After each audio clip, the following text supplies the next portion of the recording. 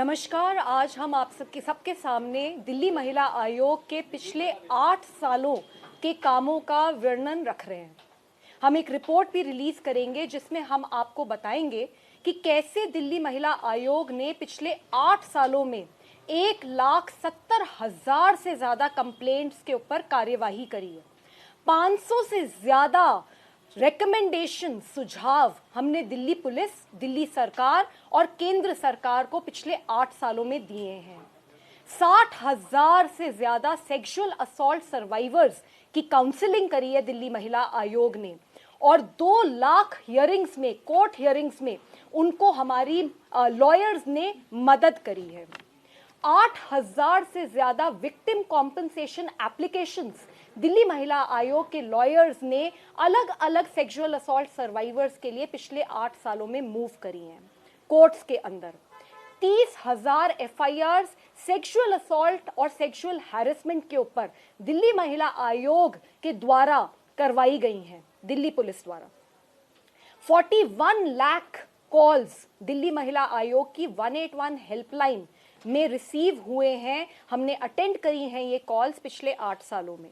2,500 से ज्यादा लड़कियों को सेक्स ट्रैफिकर से हमने रेस्क्यू करा है और हमारे मोबाइल हेल्पलाइन प्रोग्राम ने 2,60,000 से ज्यादा ग्राउंड की विजिट्स करी हैं जिसमें हम महिलाओं तक और बच्चियों तक पहुंचे हैं और उनकी मदद करी गई है। 2 लाख से ज्यादा कंप्लेंट्स तो हमारी महिला पंचायत सेंटर्स में ही रजिस्टर हुई हैं। तो अगर टोटल मिला के देखें तो 3,70,000 कंप्लेंट्स के ऊपर दिल्ली महिला आयोग ने 8 साल में काम करा है। 50,000 से ज्यादा कम्युनिटी मीटिंग्स ऑर्गेनाइज करी गई हैं। 3,000 केसेस तो हमने साइबर क्राइम के ही हैंडल करे। तो दिल्ली महिला आयोग 24 घंटे दिन रात काम कर रहा है।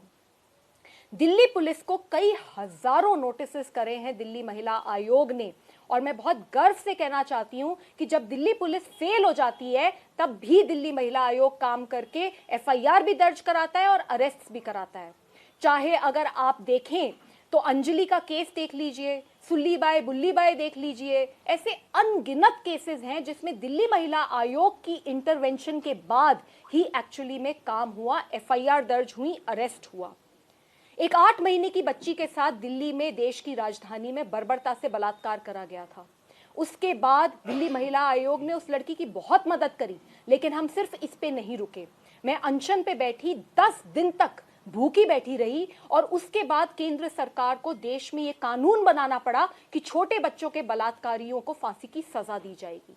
दोबारा अनशन पे बैठी, 13 दिन तक ये अनशन चला और उसके बाद केंद्र सरकार को बहुत सारे बातें माननी पड़ी। पुलिस संसाधन बढ़ाने से लेके, पुलिस की जवाबदेही तय करने से लेके, फास्ट ट्रैक कोर्ट्स बढ़ाने से लेकर, तो ये सारा काम दिल्ली महिला आयोग ने करा है। मणिपुर की लड़कियां हो चाहे उन्नाव की लड़की हो, देश में जब जब कहीं पे रेप हुआ, कहीं पे ज्यादती हुई महिलाओं के साथ, दिल्ली महिला आयोग उन लड़कियों के साथ खड़ा रहा। मणिपुर गए, अकेले गए, बिना किसी सिक्योरिटी के गए और उन लड़कियों तक पहुंचे जिनके पास वहां मणिपुर का तो छोड़ दीजिए, केंद्र का भी कोई भी सरकारी ऑफिसर या नेता नहीं पहुंचा था। जीबी रोड हो चाहे स्पा हो, जहां जहां सेक्स ट्रैफिकिंग के केसेस आए, दिल्ली महिला आयोग वहां अंदर घुसकर लड़कियों को रेस्क्यू कर आया और ये बहुत बड़े बड़े माफिया के साथ डायरेक्ट टक्कर ली। चाहे वो इलीगल लिकर बेचने वाले हो, चाहे वो किसी भी प्रकार के इंटरनेशनल रैकेट्स हो, दिल्ली महिला आयोग बिल्कुल नहीं डरा। तो हम डरे नहीं, हम रुके नहीं और हम झुके नहीं। और आज इसीलिए दिल्ली महिला आयोग का नाम सिर्फ दिल्ली में नहीं, सिर्फ देश में नहीं, पूरे विश्व में स्थापित हुआ है।